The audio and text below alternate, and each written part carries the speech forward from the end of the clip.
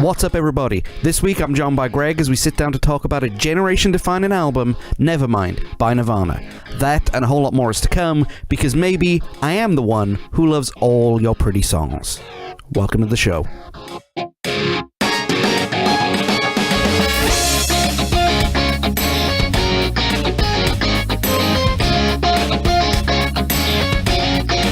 You know, I don't know much about Nirvana's other work deep down, but would you say that they're all pretty songs?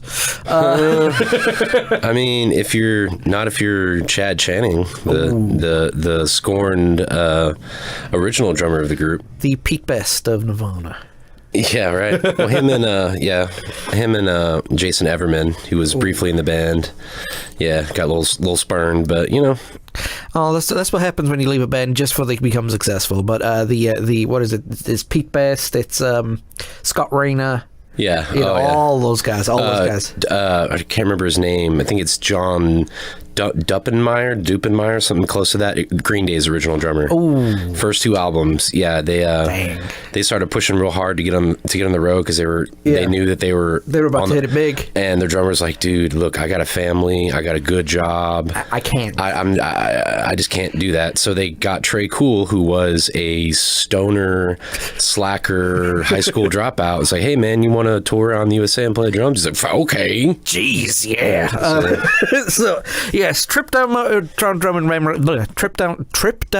memory lane, as I should say. Hope everybody's doing well this week. As you can tell, we're going to be talking about music here in a little bit, but I just want to do a couple of housekeeping things before we got started, and then whatever. I mentioned that we were going to have like a store and donation page set up soon. We're still working on it. We haven't forgotten about it. It's probably going to be ready by this time next week, or if not the week after for definite. I also said that me and Greg a couple of weeks ago we recorded what I started calling the Right Here Right Now episodes, where we did like an hour-long conversation about Skyrim, and it came out bloody well, if I say so myself. It was about Skyrim, yeah. And we're definitely well qualified to talk about that. We have a combined hours in the game, and look, consider we both have families, it's slightly embarrassing. Families and multiple jobs and outside projects, businesses, etc. Yeah. But I'm working with Sarah. We're gonna get the Brandon taken care of for that, and get it ready to go out there. And I'm probably gonna record a couple more before we send it out there, just to just have a bit of a back catalogue, because they're gonna be random. When we deliver them. Also, now we mentioned in the Skyrim episode, ironically bringing this up, there's a gentleman that both me and Greg follow on YouTube. His name is Major Slack, and Slack is like the king of Skyrim walkthroughs. That is the classic undersell right there. Yes, he's brilliant. You have to go watch him, right? If you're a Skyrim fan, go find Major Slack Attack on YouTube and watch his videos. It's the perfect blend of informative and entertaining. Yes, and the reason I bring him up right this second is because later on in the upcoming week, I'm going to start posting videos to our YouTube channel. Check us out on YouTube, of me playing a blind playthrough of last week's request, Donkey Kong Country. Yes, we are going to blindfold John, and we are going to cover him in tea and crumpets, and he's going to play Donkey Kong. That's right. Feed me more, feed me some more.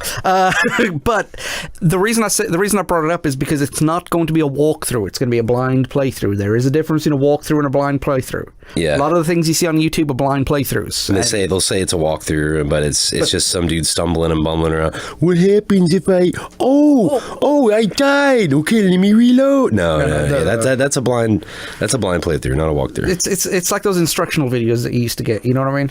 And the adult movies. The adult movies are the blind playthrough with the instructional videos. They've had years of scientific. That's why you can put it up there next to Tiger Woods. Yeah, he had a good comeback this week. Apparently, he won a tournament for the first time in like many years. A decade, I think. Something like that. He's showing that he is the greatest golfer in the history of golf. To be fair, it's not that hard. I mean, look, Tiger's a great golfer, and I had this conversation with Sarah this morning. Let me ask you a question. Do you think Tiger Woods would do well messing with a windmill? Little ramps and stuff like that? At the putt-putt? Yeah. Yeah? You think Tiger could do it? Absolutely, man. I know amateur golfers that own that stuff. So, I mean, a pro golfer? Yeah, forget about it, man. Happy Gilmore, too. Yeah, he needs to get the hockey puck stick, man. That's what he's missing, and like the 3-4 step like batters hockey hit or whatever it is. Yeah, it's like a cricket swing. Tiger Woods kind of sounds like a place though. Where are you going this week, honey? Oh, I'm off to Tiger Woods. Right. So like something Mr. Rodgers would do. Right. Talking to Mr. Rodgers, all right. I'm not a big fan of this nostalgia kick of like Mr. Rodgers and what's his name, the painter dude, Bob Ross. Not that I'm not a fan of it. I think it's wholesome and everything like that, but it's not interesting to me because I was never interested in them to begin with. But Tom Hanks apparently is going to be playing Mr. Rodgers in the upcoming movie. Yeah, I saw something about that earlier today. That's pretty good. You want to talk about nailed casting? He looks it. And Tom Hanks is the nicest man in Hollywood. He's very open-minded, got a very big heart. So I think that's a good selection for him. Although to quote the famous wrestler man Jim Cornette, that's like being the nicest guy in prison, the nicest guy in Hollywood. Still, I mean, he's probably nicer than some people we know. He's a great guy. I think that's a great choice. I got one more thing to add before we go, and this is coming from the immigrant inside me. Okay, when I first got here, I saw that certain convenience stores and gas stations were selling alcohol. Right. And I wigged out. I wondered what the heck they were doing, drinking and driving, stuff like that. Then I saw a drive-through liquor store. Yeah. And I was like, okay, that's even weirder, right? Mm-hmm. Even though the laws are in place, the open containers, stuff like that. Today at work, I can't say for legal reasons who they are, right? But I found out that there is a company in this wonderful, wonderful country who has a wine delivery service. Oh, yeah. I love this place, man. Yeah. I love it. I mean, you can get kegs delivered. You can get, when I was on tour in Texas about 10 years ago too, and John mentioned the drive-through liquor stores. In Texas, they take it one step further. Oh yeah. They have basically drive-in liquor service. Like literally, it's like this huge barn, and they put a menu up of what they have, and you literally pull through like you're getting your oil changed, and you say, all right, give me a case of this and 2 bottles of that and some OJ and some Sprite. They're like, all right, and they ring it up and they cash it. You never have to get out of your car. Oh my word. And see, this is coming from someone whose family worked in pubs and clubs their whole life. Yeah. I mean, good Lord. We take drinking to a whole different level here. I had one aunt running the pub and another aunt running the liquor store next door. So it's like, really, really weird. So guys, that's if you want more banter like this, why don't you support the podcast? Go to us on social media, Facebook, Twitter, Tumblr. Look up Because Maybe Pod. Look up our blog on becausemaybe.podcast.wordpress.com and find us on YouTube. As of today, all episodes are now uploaded on YouTube in their entirety. So it's another place for you to listen. If you haven't listened for a while, if you want to listen to what we do, if you don't like listening to podcasts through a podcast app, you can now go listen to them on the YouTube. That's fantastic. One more thing before we go. I want to say a very, very special happy birthday to the podcast itself. Oh. This is the 27th official episode of the podcast, and it is happening on our 1-year anniversary. Very nice. That actually happened this past Wednesday, where I pulled an episode out of my ass because the previous subject that I was going to work the opening episode of was in my head, and I researched it, and we spoke about it for months and months before what I was going to do, the celebrity justice stuff. And then I realized, it's a little too dark for a first episode. Trying to build up an audience. Set a different mood than that, yeah. That's fair. So we pulled film adaptations out, and we've done a lot more since then. But guys, I want to thank everybody who's downloaded, everybody who's listened, everybody who's taken part, everybody who's contributed something or other. Sincerely, from the bottom of my heart, thank you very much for making this worthwhile. Thank you for appearing as many times as you've appeared. Oh, absolutely, man. Thanks, Sarah, Molly. We've had other people do stuff. I'm grateful for every single one of you. Here's to 1 year. Here's to a few more. And let's get these numbers up. So, guys, we'll be right back. We're going to be talking about the wonderful Nevermind by Nirvana.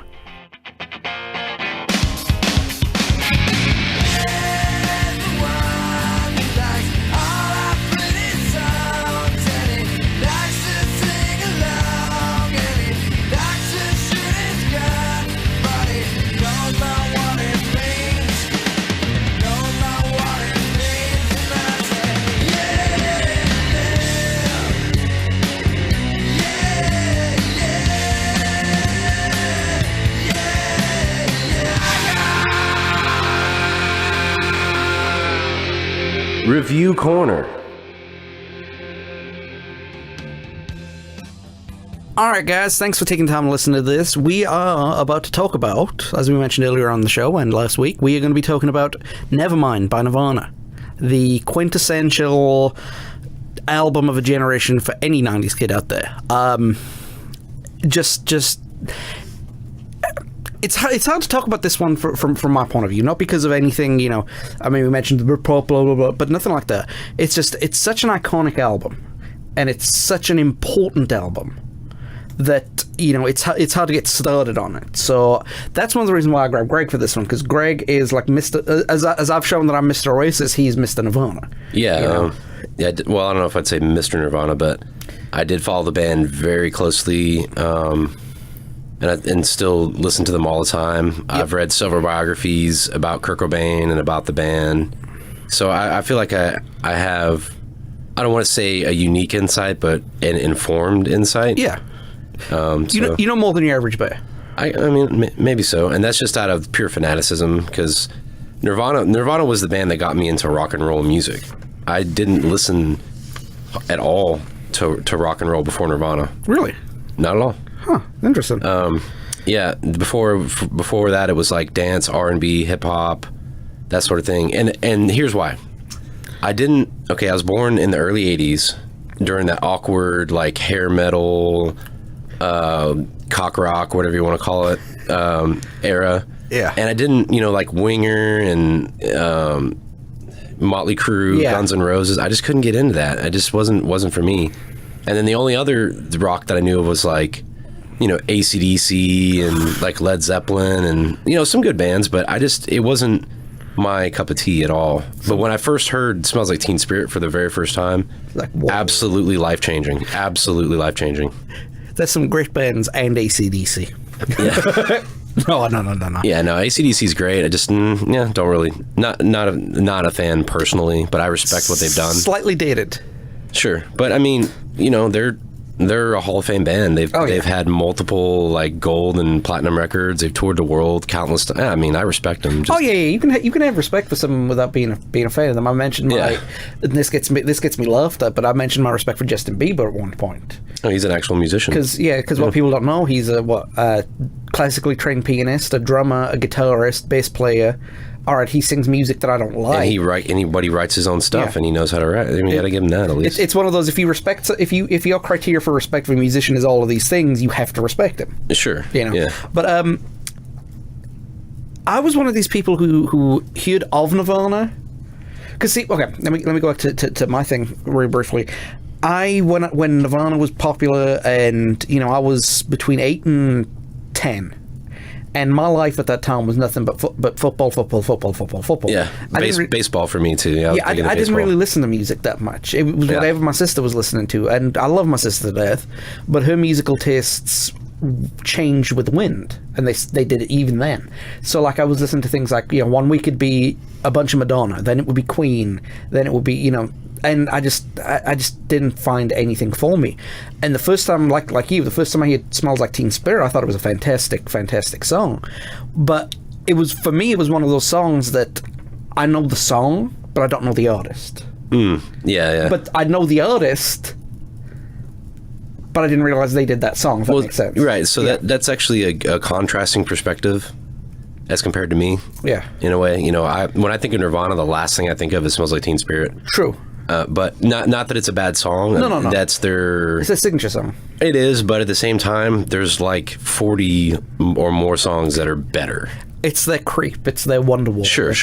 And that's purely opinion, but like some of the best stuff they put out was on the last album they put out in utero. Yeah, I'll agree with that. Last full-length studio album. I'll agree with that. And that's the other thing too. It's not like when I found out the Smells Like Teen Spirit was Nirvana, it was like, oh, okay, that's the type of stuff. Because I'd heard of Nirvana, but I just didn't hear any. I didn't know of any of their songs. Well, let me throw this out there for you.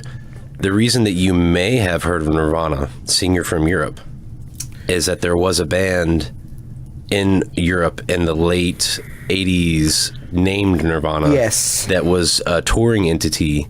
They actually took Kurt Cobain's Nirvana to court over the name, and there was actually 2 different lawsuits. One of them got thrown out, and the other one ended up in a judgment of like $2 or $3 million.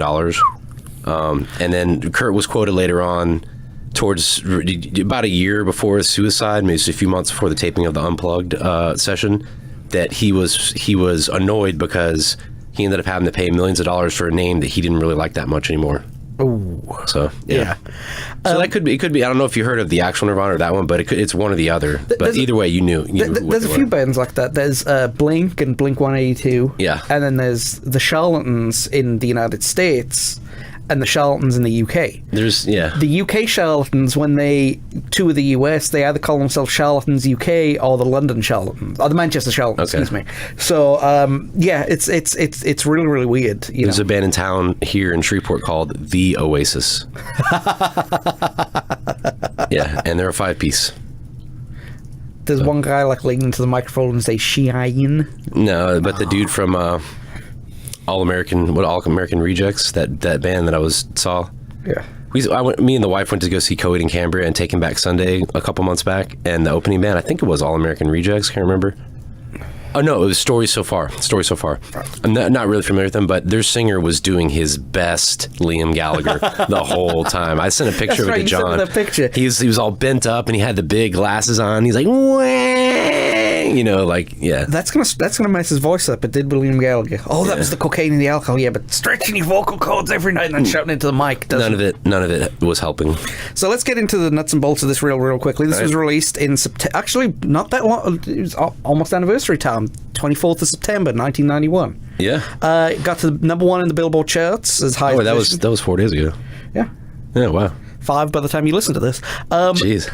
UK album chart, it only got to number 7, but this was, of course, back in the time where a top 10 album meant more than what it does now. If you don't get a number 1 album now, it's like it's not a good album. It's stupid. Yeah, but then they'll go on the road and make $50 million touring or something. Yeah. It sold an estimated 30 million copies. That's huge. It was produced by Butch Vig. Butch Vig of Garbage, the drummer and producer of the band Garbage, and many, many others. Yes, Garbage is a band that sometimes lives up to its name. and Sarah's going to kill me for that, but Sarah's a big Shirley Manson fan. Oh, she's fantastic. I mean, Shirley's a great singer. Very easy on the eyes, too. And she's Scottish. So she's not going to take any crap from anybody. She's Scottish goth girl. She's the stereotypical "I'll glass you, Jimmy," Scotsman. Love it.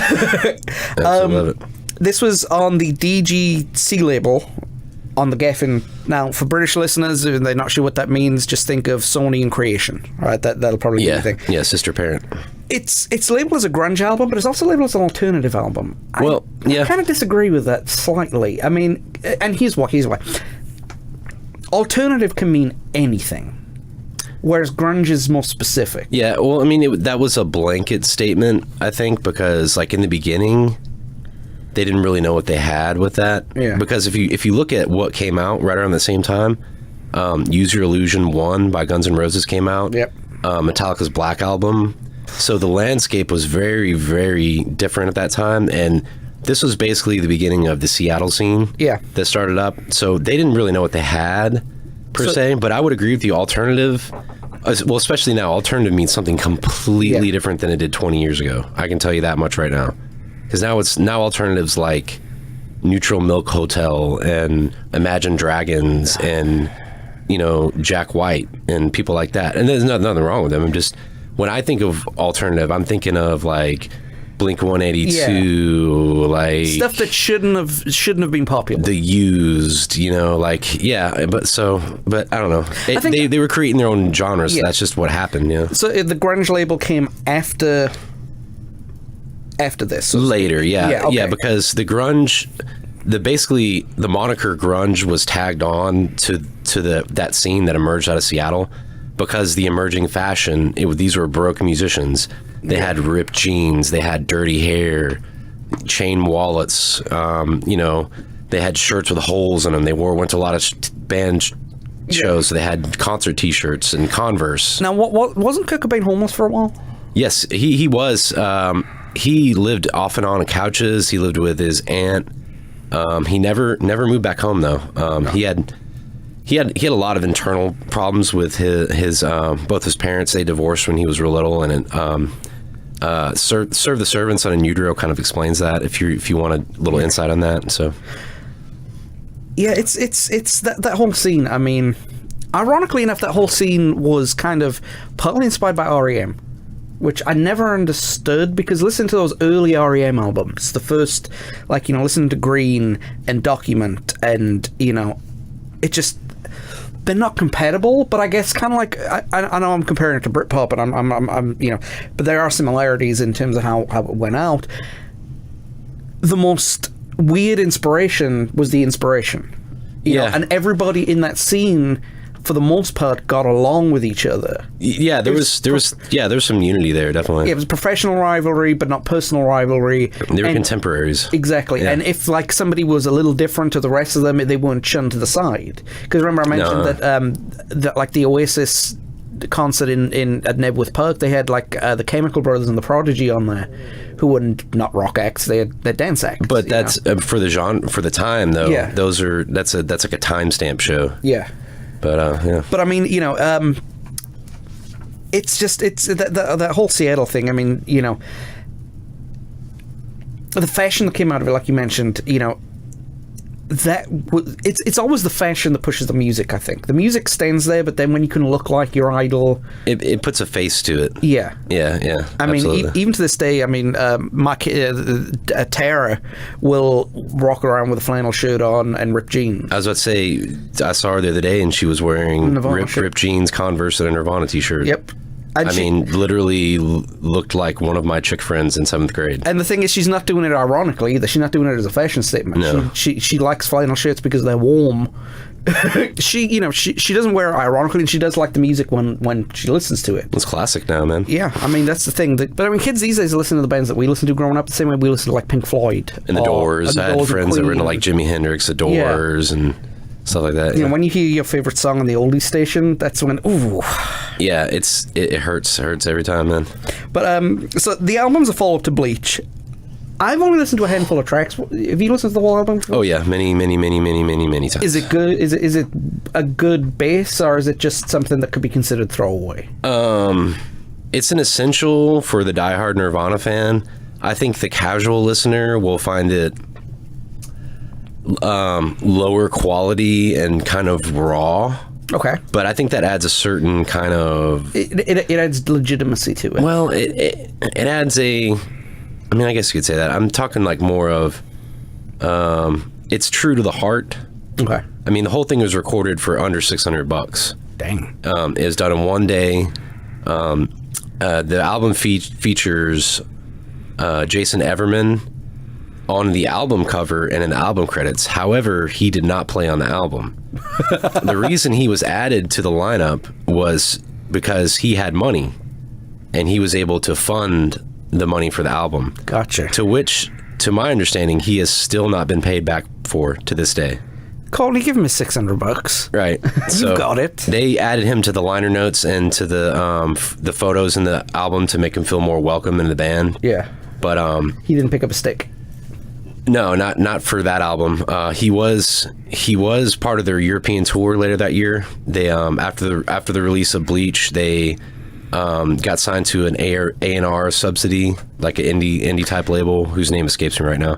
But anyway, they went in Europe with Tad and Mudhoney and did like a European tour, and they got just increasingly upset with Jason as time went on, because he was saying like really cheesy stuff in the microphone, and he was like playing all these like hair metal leads, and he was throwing his hair around like he was a rocker and all this, and it wore really thin really quick. So they ended up firing him. Yeah. Was it Sub Pop that they were on? Sub Pop, that's who it was. Yeah, you're right. So who was the drummer in between? Was it okay? I've got Chad Channing here. Chad Channing. Chad Channing's the drummer. Okay. Chad Channing was the original drummer. I actually see in the notes here that he left the band. That's actually false. Okay. He was fired from the band. Okay. Chris and Kurt saw a band playing in Tacoma called Scream. Yes. Who featured a drummer by the name of little old Dave Grohl. Huh. And that when they saw him, they knew that Chad wasn't cutting it anymore. He was the missing piece of the puzzle. I wonder what happened to him. To Chad? No, to Dave. Dave Grohl? He kind of went quiet after all this happened, you know? He should have started another band or something. Yeah, that would have been epic. But we'll get to that later. One of Chad's problems, too, according to my information, is that he did a lot of drugs and drank. Where he lived was Bainbridge Island, which is east of Seattle, little island, a couple miles off. Notorious for having superior level hallucinogenics and stuff like that, which can really, really mess with you. So they went back on another tour, and they hired Dave Bruckard, who played for the Melvins and a few other. They went through about 3 or 4 drummers before they finally circled around and got Dave to play. Sweet. So. Well, they also released a song in between Bleach and Nevermind called is it Sliver or Silver? I can't tell. Sliver. I like that song. I really do. I think it's a really, really good song. It's on Insecticide now, as it sits, with like Benison and the electric version of Polly and all that. Well, the reason I bring that up is because as they wrote that, from my information, what I've got is that Kurt Cobain wanted to write more simple songs with a kind of with a poppy feel, but with like the heaviness behind it. And he wanted to release Sliver as a kind of a taste of what was coming around the corner. You know, this song is the style of the songs that are coming. Yeah. You know, to kind of give what fans they had at the time. Because remember, they only sold 10,000 copies of Bleach, and and originally the original pressing there was less than 500 sold. Dang. So you're talking about that's probably considering some sales afterwards. Yeah. I mean, it was like no different than one of my bands 10 years ago released a record, and we were like, yeah, we sold 200 copies. Woo! I think my band sold like 100 copies of our CD, so yeah. Anytime. I mean, it sounds low, but you know, it's actually not bad. Especially if you're a regional band. Yeah, I mean, at the time they were a very small time, so yeah. And considering that this album sold 30 million and the other one sold only 500, right? You know, it kind of like it kind of brings that whole my safety net. It circles around. Yeah. So when Sub Pop went under, at the time that whatever Sub Pop was, they signed to DGC and to the Geffen label, which became iconic for alternative music in the United States. Yeah, oh, absolutely. And Kim Gordon and Sonic Youth actually were the ones who like pushed Geffen to sign these guys, and just pushed and pushed and pushed, and that's the way she got on there. And so in between the Sliver and the album, they worked with Butch Vig on a demo that they were shopping around to labels, and they liked working with him so much that they demanded, we're working with him for Nevermind. Yeah, that was called the Smart Sessions. I've actually got some recordings from that. There's the With the Lights Out 3-disc box set. There's some Smart Sessions on there. I believe it's On a Plane, Territorial Pissings, Something in the Way, Teen Spirit, I believe. Yeah, definitely a different sound from the Smart Sessions to the actual recording of Nevermind. But if we get time for that later, I'll kind of go into detail about that. Why? Well, one of the things I loved about this was it only took Chris and Dave a couple of weeks to lay down what they had to do, and Kurt Cobain's just took a while to do, not because of any egotistical stuff, but he wasn't ready. You know, the guitar parts weren't completely ready. The lyrics, some lyrics were only completed when he stepped in front of the microphone and opened his mouth. He changed lyrics a lot too. Kurt was really picky about that. There's actually a funny story about that. How fickle and how last second Kurt was about that. There's literally accounts of him like driving to a recording station. Or recording studio, not a station. Smoking a cigarette, drinking a cup of coffee while he's writing lyrics on the dashboard on a piece of paper in between red lights. Yep. Like literally, yeah. Oh man, that's class songwriting though when I think about it, right? Because I've written some songs myself, some good, some poor, but I can't imagine sitting there and writing a song, then going back and writing it again. And writing it again, and a third revision, a fifth revision, you know, just like once you get it out, you get it out, you know, and I like that style of songwriting because it kind of, because songs are an emotional thing, you know, and to get them out the way that they did was brilliant. One of the things I love, and I saw this on a documentary as well, they did a documentary about the recording of the album. I think it was either on VH1 or MTV a couple of years ago, and Butch Vig said that to get the guys to do overdubs or redubs or dual dubs, they'd say, well, John Lennon did it. and they would all go, "Oh, okay." Yeah, that's Kurt was definitely a huge Beatles fan. That was one of the things that got him started playing the guitar, and you can thank his dad, Don Cobain, for that. Definitely. Now, interestingly enough, while Butch Vig did a fantastic job producing, his mixes just weren't there. And they handed the mixing duties over to Andy Wallace, who worked with Slayer, Run DMC, The Cult, then would work with Silverchair, Blind Melon, Feeder, Blink-182, Paul McCartney, and they loved the mixes. They wanted this album to be polished. And then, after a while, it kind of, it's too polished. Well, a couple reasons for that. Number one, the band's sound changed in the later end of their career, especially if you listen to In Utero. It's much more, it's got a very like warm, like big sound, but it's also a lot more raw than the past two offerings. Oh, definitely. One of those had to do with like the backlash of them, like Kurt had this thing with being an icon, with being like the symbol of a generation or whatever. He didn't want to be it. He didn't want to be that, so he thought that if he wrote more like personal, more like raw music, it would weed out all the a-holes that he didn't want listening to his music anyways. And it kind of did. For the most, I mean, this is a man who would go up to the microphone and be like, if you're a homophobe, a Nazi, a womanizer, a misogynist, get out of here. We don't want your money. Never come back. Don't buy our shirts. Don't buy our albums. Don't go to our shows. Sweet. Screw you. Get out of here. That's a great attitude to have. And that's one thing I love about Kurt. He was definitely a supporter of women's rights and that sort of thing. So if it's okay to punch a Nazi. Oh yeah. Mm-hmm. Well, you just hate free speech. No, I just hate people who want to commit genocide. Yeah, committing genocide and just being an open a-hole are two completely different things. Different things. So let's go through the songs real quick. Could any other song have kicked off the album other than "Smells Like Teen Spirit"? Not just in terms of its iconicness, but like in terms of its structure.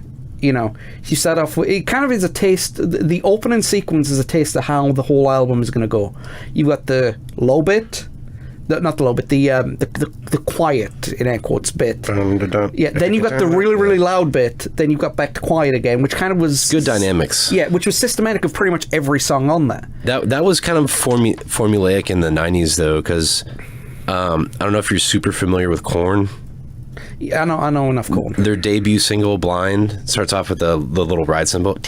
Yeah. It kind of follows that same thing. It builds, it gets really loud, and then it drops. Yeah. That was kind of a hallmark of that era that I think a lot of people maybe subconsciously borrowed from Nirvana without realizing it. And one of the reasons why he did it is, again, he wanted to make it poppy without being poppy, if that makes sense. You know, it's kind of, because if you listen to it right, you can do, you know, if you come as you are, you can bop your head to it, like, you know, come as you are, you know, and it kind of falls in there, and pretty much every single song on this album is like it. I think it was the best choice to open the album. Yeah, probably. Yeah, it was the strongest song. It was a good lead off. Two funny things about that.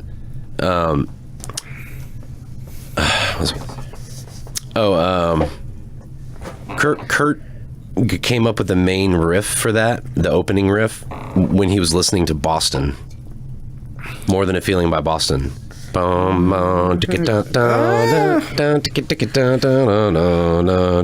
wanted to write something with those harmonics in it. Yeah. That they sound really cool, clean. They sound really good, distorted. Yeah. Also, the title, unintentional plug for his Teen Spirit deodorant. Kurt Cobain was at the time when this lyrics were written, he was dating Toby Vale from Bikini Kill. Yes. And they were, you know, doing Kurt and Toby stuff. I'm not really sure exactly what that. Yeah, basically they were squatting in some house, and they were apparently really messed up on drugs, and Toby spray painted on the wall, "Kurt smells like Teen Spirit," and he thought it was some like mention to like his revolutionary music and all this, but it's like, no, you literally just smell like the cheap, you know, deodorant. You literally been on top of it for so long, get off, or you smell like it. Right. I love that fact, I really do. But I mean, it's iconic. You know, it's got the iconic riff, it's got the iconic guitar solo, it's got the iconic video. Yeah, the Weird Al video is better though. Oh yeah. And the good thing about it is that Kurt Cobain actually loved the Weird Al parody of it, as long as it wasn't about food. You know what's funny about that? Kurt Cobain actually had a hand in the production of that. Really? Yes, because Weird Al always gets permission from his artist whenever he parodies them, because he has to. Except once. Yeah, well, he's a good guy, so he does. But anyways, when he approached Kurt Cobain, he was like, oh, hell yeah, please do that. And then he was like, hey, make sure you add a couple of these things to the video, because I originally wanted to put them in the video and I got vetoed by producers and executives. So that's why in the video there's like a bunch of really overweight women and like dudes cheerleading.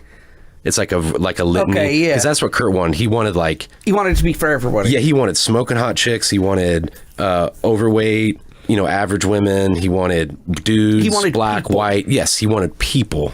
And the record executives wanted to make it hip and cool. So they did put a bunch of just, and see, I thought that was just Weird Al being Weird Al. No, that was literally due to Kurt's. That was that was his vision for the video when it was being shot, and then it got absolutely thrown out the window. Which is, I don't understand why people do that. It's the band's video. It's the band's song. You need to listen to that, Because they want to market it, man, and they don't want to try to market some obscure, hard to explain stuff. Yeah, that's true. Well, the video to the next song, In Bloom, was a great parody of 1950s and 1960s musicians. Oh, it's great. It's like a Buddy Holly show. Yeah. To be fair, this is my favorite song on the album. I love this song. The chord structure is really unique. Yeah. Pretty much every Nirvana song is in a minor key. Yeah. But this one's in B flat minor. Yeah. Which for guitar player, bass player, it has you playing in and on the fret markers in between them. Yeah. Because there's so many accidentals, meaning notes that don't belong in the scale. That kind of gives it that tension that it has. Yeah.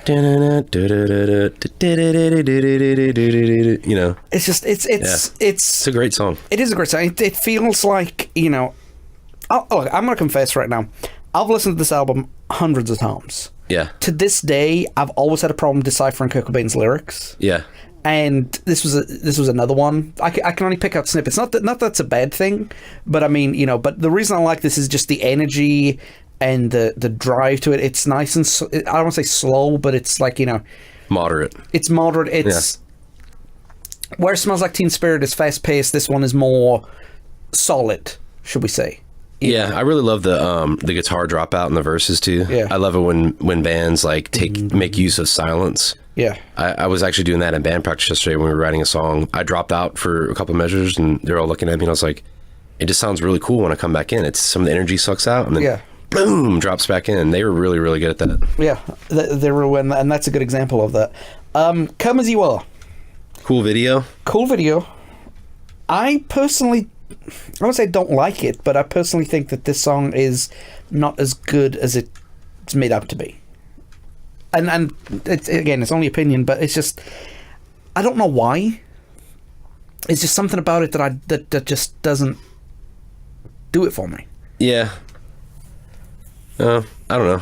I mean, it's a good track. It's a classic track, but I mean, me personally, I'm trying to stay as far away from Smells Like Teen Spirit, In Bloom, and Come As You Are as a listener now. I love the songs, but look, I could play every good drum, guitar, and bass part to all those songs. I know what they sound like, so for me, it's just there, Yeah, it's a weird. It kind of doesn't fit on the album really if you look at all the other tracks, because I mean, there's only really other one track that's that anywhere near that mellowish, and that's Something in the Way.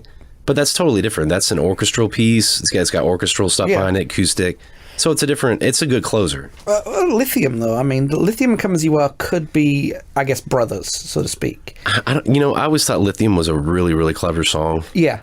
I love the juxtaposition of the lyrics, the way. Okay, like Chris Novoselic is probably one of the more underrated bass players as far as. Okay, I'm not necessarily technical proficiency, but his ability to write a fun and interesting and musical bass line. Yeah. Which is one of my hugest influences, and Lithium is the perfect example of that. Yeah. I mean, I think Lithium's a great song, to be fair, and it's just got that kind of mellow in and out thing that Come As You Are had, while being more down and dirty. Yeah. Because Come As You Are is way too... Come As You Are is more polished and smells like Teen Spirit. Yeah, it's very... Well, it also has a very existential subject matter. Come As You Are, it's... Yeah. But Lithium is just... I mean, it's named after bipolar... Was that bipolar medication? Drugs, yeah. Yeah. So, I mean... I just realized I'm going through this, with the exception of Something in the Way and maybe On a Plane. Come As You Are is the only song that doesn't have, like, a cut scream.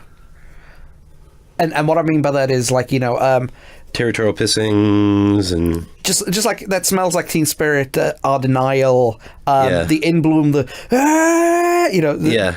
Come As You Are doesn't have that. And then Breed. If you yeah, you're right. Okay. So it kind of seems weak. It kind of seems weaker than everything else. Yeah, there's a Scream and Drain You, Lounge Act.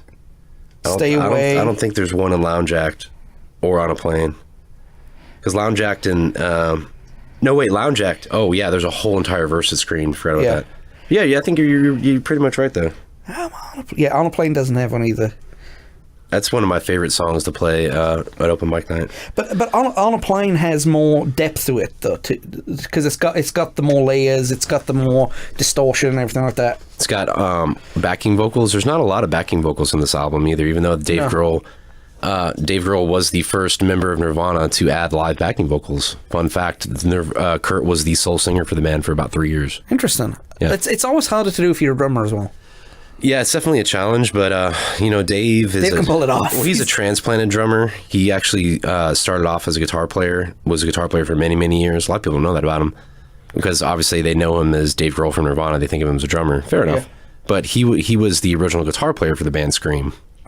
He moved behind the kit. They had a drummer, and they in the beginning stages of the band, Dave's sitting over here playing, and he's watching this drummer, and he's like, "Man, I could do better than that." So after everybody would leave, he went and bought a pair of drumsticks, and he would sit back there and just work and work and work and work, and finally he got good enough that the band fired their drummer, hired a new guitar player, and then he became the drummer, and that's how he met Nirvana, was being the drummer of that band. Sweet. So if he hadn't have, if his ego or his I don't know what we want to call it hadn't had the ability to usurp that other guy, then maybe Nirvana never would have happened. Maybe they would have just faded into obscurity with Chad Channing as their drummer. And see, this is the thing about Nirvana too, is when I realized it, I don't think I saw Kurt play any other instrument other than a guitar.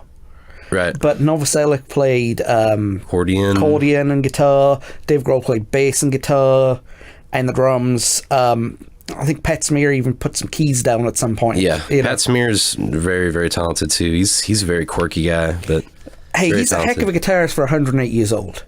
Yeah, he's at the time. He's ancient, man. He has to be a vampire. Cool vampire. He's back in the Foo Fighters now. I'm glad he took about a 10-year hiatus. You can't have Dave Grohl without Pat Smear. It's just I mean, he's. I always wonder why they didn't bring Chris Novoselic into the fold for the Foo Fighters, but I think Chris didn't want to do it. Maybe Dave decided it would be better to not look at it as a Nirvana relaunch. Didn't want people to see that. And I think it's also from Novoselic's point of view. He didn't. From what my understanding is that he offered to do the studio stuff with him, to help him get up and running, but he didn't want to go on tour or anything like that. Which, because remember, the Foo Fighters wasn't necessarily supposed to be a band. More than a project. It was a solo project. Yeah. And then once that first album started picking up steam, he got a group together to back him up, and then it became like a legitimate band. Yeah, he started hawking people from different bands and stuff, like Taylor Hawkins from Alanis Morissette. But yeah, it was Alanis Morissette's original studio and touring drummer. So, Jagged Little Pill, the artists vary on the different tracks. However, on one of the tracks, You Oughta Know, which maybe some of you have heard. Yes. A very iconic 90s album / song. The drummer for that band, for that track, was Taylor Hawkins. Nice. The bass player for that track was Flea from the Red Hot Chili Peppers. Flea does a lot of, I don't know if we're going to go on a slight tangent, but Flea does a lot of side work. Like pickup studio work. After the whole George W. Bush thing, when the Dixie Chicks became personas non grata, right, and they recorded their new album, they had Flea and the drummer from Red Hot Chili Peppers. Chad Smith. With Will Ferrell. Ferrell. Yeah. No, I can remember his name. Chad Smith, yeah. Chad Smith was behind the kit, and Flea was on bass for them. Yeah. So it's like the Red Hot Dixie Chicks. I mean, but yeah, and to top it off, the guitar player for that album was Dave Navarro. Yes. From Jane's Addiction / Red Hot Chili Peppers. So basically, you had like two groups smashed into one with Alanis Morissette singing on top. That is a heck of a supergroup. Now that you know that bass player is Flea for that track, I challenge each and every one of you to go and listen to You Oughta Know and crank up the bass and just soak it in. Yes. Just soak it all in. And then I want you to realize that Flea did that entire track in one take. One take. Thank you. Was he naked? Probably. He probably had stuff written on him. But literally, they were laying down the track. Bass player couldn't get it. Studio guy. Flea was in the next studio over. They called him over. He came in. What key is it in? F sharp. All right. Listened to the track once. Went over and threw the line on top of it. Yeah. See, and I love guitarists and bass players and drummers who can do that. It's like, okay, let's listen to a demo. All right, I got it. He didn't even use his own bass either, because there's a 5-string on that track. Dang. They used the one that was in the studio. He literally walked in there, and it was basically the equivalent of me going to the bathroom, handling my business, and being out in 5 minutes. Like, that's literally what it was the equivalent of. I mean, the dude's a pro. Well, now what the heck was at the beginning of Territorial Pistons? That's Chris Novoselic, and he's actually singing, trying to sing Get It Together. I'm trying to remember the name of the band. Come on, people now, smile on your brother. Yeah. So, but Chris can't sing at all. But they, according to what I've read, Chris was big into schnapps and hash during that time of his life. So it could have been the combination of those two things. But also, the guitar sound on that is worth noting. It's very different from the rest of the track. To achieve that, they actually plugged directly into the mixing console, cranked the gain up, and then adjusted the volume until it was appropriate. Yeah, I've done that a couple of times. It sounds terrible. It sounds terrible, but for some reason it works. For that track, it definitely worked. Yeah. Something in the way has always been something that has intrigued me, because one of the things I tried to do was try and play along when I was learning how to play guitar, and I could never make something in the way sound right. Yes. And I did not realize that it was severely out of tune. It's like between a quarter and an eighth of a step down from A440, meaning it's not quite an E, but it's not quite an E flat. It's like, okay, for a guitar, if the guitarist out there, you're going to know what I'm talking about. It's like when you put a guitar down for like 4 months, and then you pick it back up and play it. It's not in tune, but it's not out of tune either. Yeah, it's just a few cents off in either direction, depending on the weather and temperature. And so, like, I don't know if it was by design or Kurt just went, fuck it. Well, here's what happened. They were doing the production for this track, and Kurt was laying it down in they had 3 rooms they did all the recording in.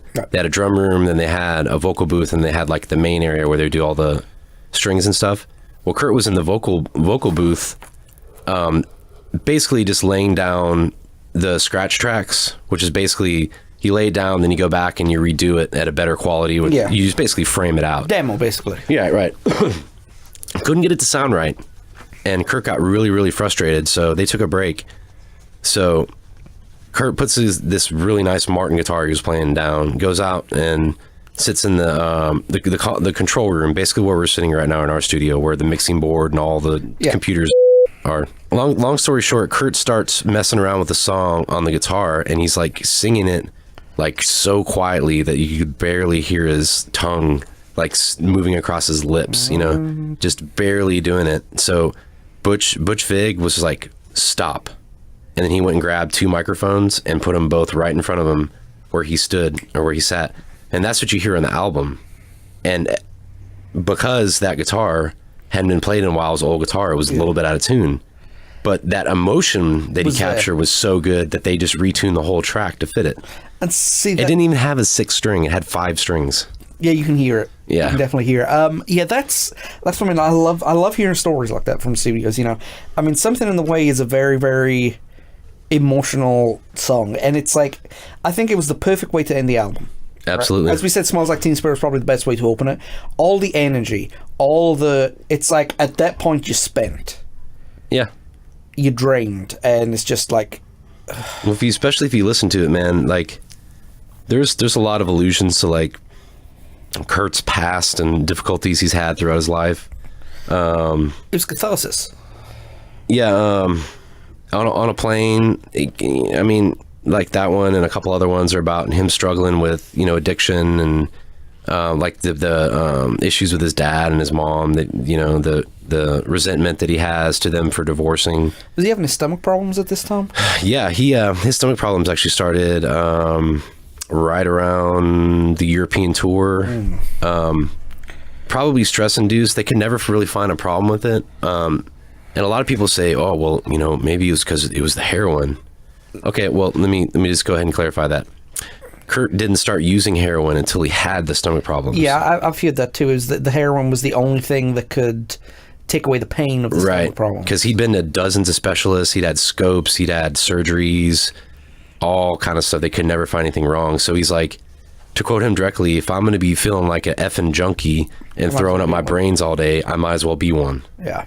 And I don't know how much truth there is to that, but that is supposed to be the... That's the reason. Now, I'm not condoning heroin use, Oh, God, no. No, but I mean, there's reasons people become addicts and there's reasons people become addicts. And if that's the medicine... Because remember, they used to put heroin in cough medicine. Oh, yeah. I have a can of Coca-Cola in front of me. Had cocaine in it. Yeah, cocaine. So, But, yeah, there were a couple of other songs recorded. There was the hidden track, Endless Nameless. Yeah, Endless Nameless.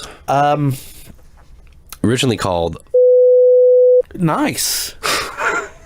Not even kidding. Nice. Literally. Both of the Nirvana hidden tracks just seemed like, hey lads, we've paid for the studio for an extra day. Let's just crank up the volume and just see what comes out. And that kind of set a precedence too, because the hidden track thing that was kind of a big thing after that. I'd never really heard of many bands doing that before then. The only thing I don't like about the hidden track but these guys could get away with it because they were alternative. They were not in the mainstream. Was the fact that it's like 45 minutes of silence. Yeah. So I remember one time, a band called Travis, who I love. Their second album, which I might cover at one point, might not, don't know. It was a real, it was the precursor to the likes of Coldplay, right? Now, in Travis's defense, they can actually do the standard rock stuff, but they moved to more melodic stuff because at the time you had your Oasises, your Blurs, and stuff like that, and they found their niche with an acoustic guitar for rhythm as opposed to an electric guitar for rhythm, right? So they play this real soft song called Slideshow, and I remember I was listening to the music, I was reading, and I fell asleep. And then 40 minutes later, it's the first time I've listened to the album. Then 40 minutes later, my stereo picks up and this distortion comes in. Yeah. And what the heck? Yeah. That can be very jarring. Yeah, definitely. And plus it's also a waste of data in a way. Yeah. Because while there's not really anything there, just the space and having to wait, what I usually do is I drop that last track in my editor. Yeah, trim it and pull out all the silence and then separate those two tracks and then name the other one what it's actually supposed to be, number it, stick it back in the folder. And now, for kids listening who listen to digital stuff, did you know that a 10-minute MP3 of silence and a 10-minute MP3 of music are exactly the same data size? Yep. That's the problem with the having 4 hours of silence between track 1 or the end of track 13 and the secret song. But Green Day did the same thing a couple years later for their album Dookie. There's been a bunch of other bands that have kind of followed suit. I don't know if they were the first, but they were definitely one of the first to popularize it. Like the Deftones have done it. I mean, it's...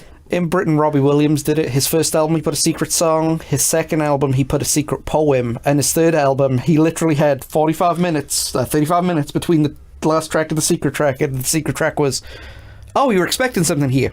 Oh, sorry to disappoint you. Wow. Click. Troll. And the weird thing about secret songs, Oasis actually put a secret song on track 0 of an album. Yeah, and 311's done that too. Yeah. I can never access it. But then they released it as a B-side, and it's one of Noel Gallagher's better written songs. Yeah, isn't that funny how that works? Yeah. Yeah, some of the B-side stuff is my favorite, yeah. An Aneurysm. I don't know if that was recorded or not, but I've only heard live versions of it, and it's very, very... dissonant. Yeah, the main lead is very... it's very, very fragmented. Disjuncted, Yes, that's the word I'm looking for. Absolutely, yeah. But it's a really, really good song. It's catchy, it's fun, yeah, it's got lots of energy. That was a good representation of what, like, how the old style of Nirvana, like Bleach, Insecticide, and Nevermind Nirvana kind of coalesce into one. It's like almost a preview of what was to come with, like, In Utero and all that. It's Sliver all over again. Yeah, basically. All right, so I think, like I said, great album, 9 out of 10 in my opinion. It's powerful, raw, but clean and polished.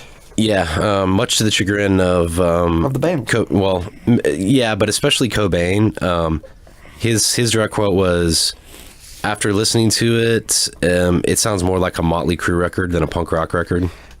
Which is a shame, really, because this is far beyond anything Motley Crue ever could put together. Well, as far as Motley Crue's a great band, don't get me wrong, but yeah, they never had like the magnitude or like the groundbreakingness that Nirvana had. I don't think the last person to have anything similar to that was like Hendrix or Elvis. You know what I mean? So it's pretty huge. Yeah. Kurt's lyrics were awesome and impactful, especially for like your 16 to 22 year olds, who've grown up with no hope, and this is not a left v right thing, but grown up under the likes of Ronald Reagan, similar to the Brits that grew up under Margaret Thatcher. The youth had no voice and no hope, and these kind of songs definitely resonated with your teenage to young adult crowd. And he was right around that age too, when the album was recorded. He was like 23, 24, something like that. He was speaking to his people. Yeah, those are his peers, absolutely. As we mentioned at the beginning, a lot of the songs had a very, very low build-up verse, then an epic chorus, then back to low, and it was the defining album of a generation of young Americans. It's changed music forever. It has, because okay, basically, and I'm going to try really hard to keep this short as possible because I studied this stuff in college, so I know a little bit about it. The landscape of music changed drastically in the mid to late 90s because of the advent of the internet and because of the ease of use and because of places like Napster, and they basically flipped the whole music industry on sideways.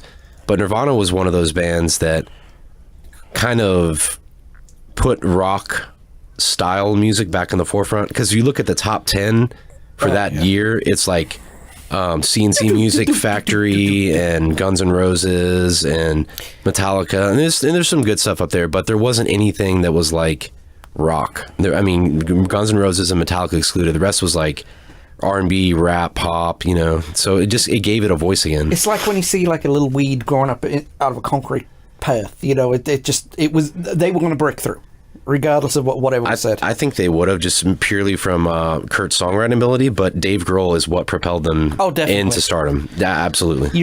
A band is only as good as their drummer. You better pick a good one. Yeah, and if you don't have a good drummer, you don't have a good band. This is why Adam Pike has been my drummer for the past 10 years. Yeah, Adam is a fantastic guy too. Great drummer. Like, he can do everything. Oh yeah, metal, jazz, funk, like quiet, loud, fast, slow. Yeah, he's a dream drummer. Wink. I don't think he can do quiet that much. Yeah, you have to.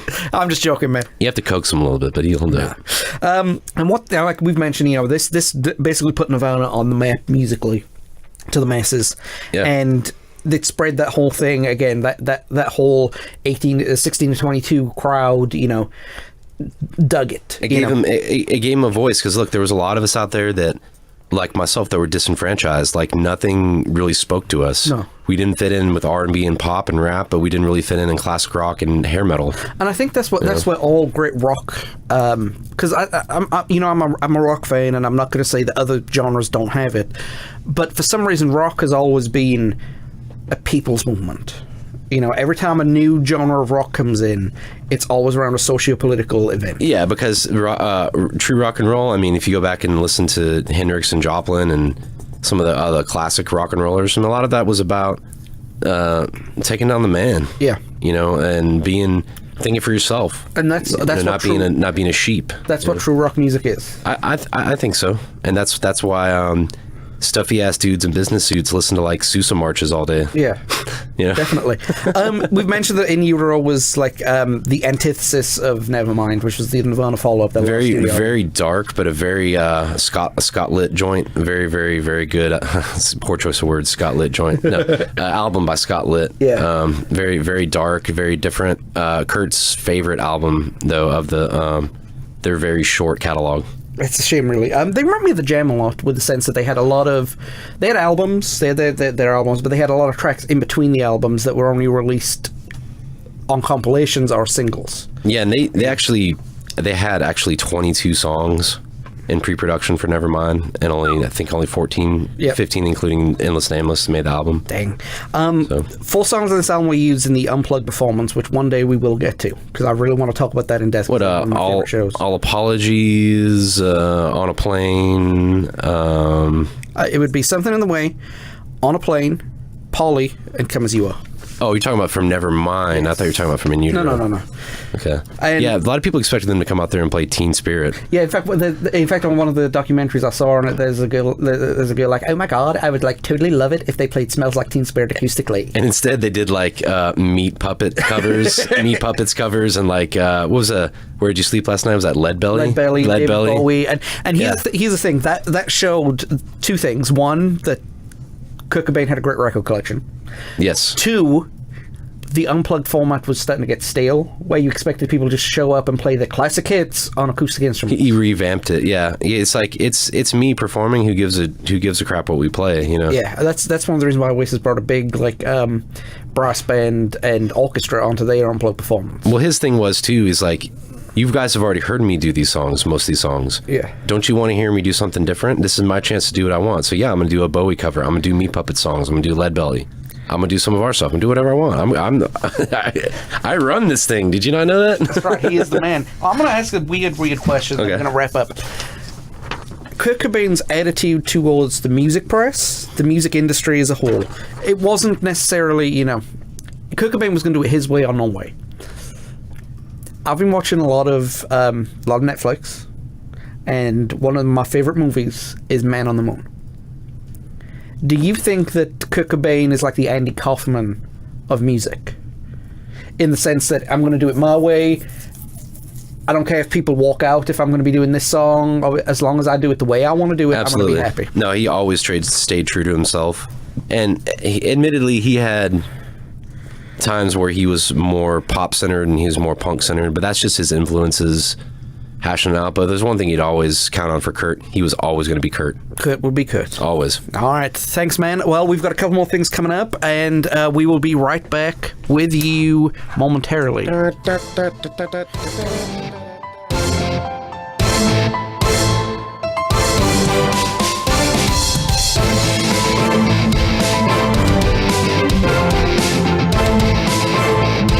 So we're almost done for this week, guys. Thank you very much for listening. Hope you learned a lot about Nirvana's Nevermind album, because I sure did.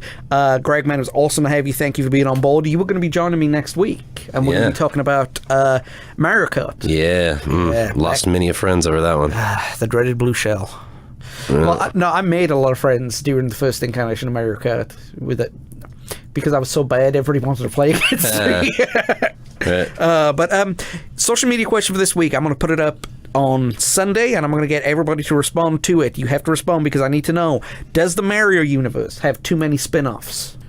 You've got Mario Kart, Mario Golf, Mario Tennis, Mario Baseball, Mario and Sonic at the Olympics, Mario Galaxy, Mario Paint, Mario Party, Smash Brothers, Donkey Kong. I mean, I haven't really played many of them, so I couldn't really assertively say either way, but it seems like it's pretty flooded. But yeah. I mean, if people are buying them, there's obviously demand for them.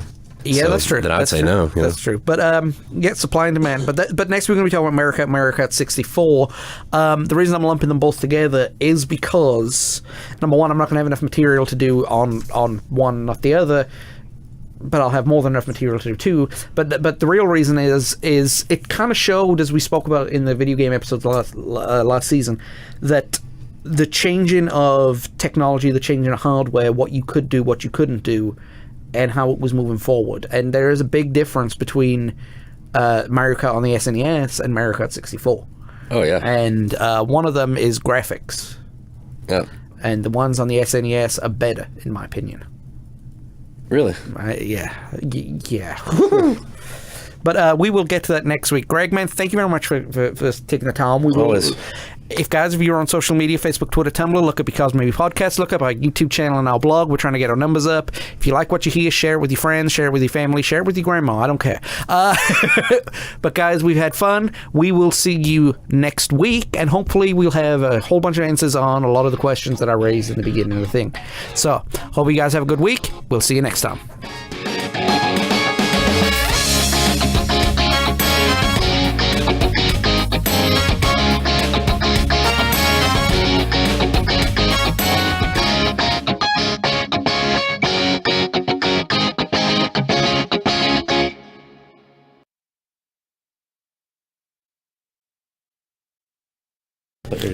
It's easy to record in this kind of sequence because if we're doing the closing segment, it's kind of like Dora the Explorer. Okay. What was your favorite part of the show? I liked it when you kicked the monkey in the nuts. Yeah, that was my favorite too. That might actually go in the end. I don't know.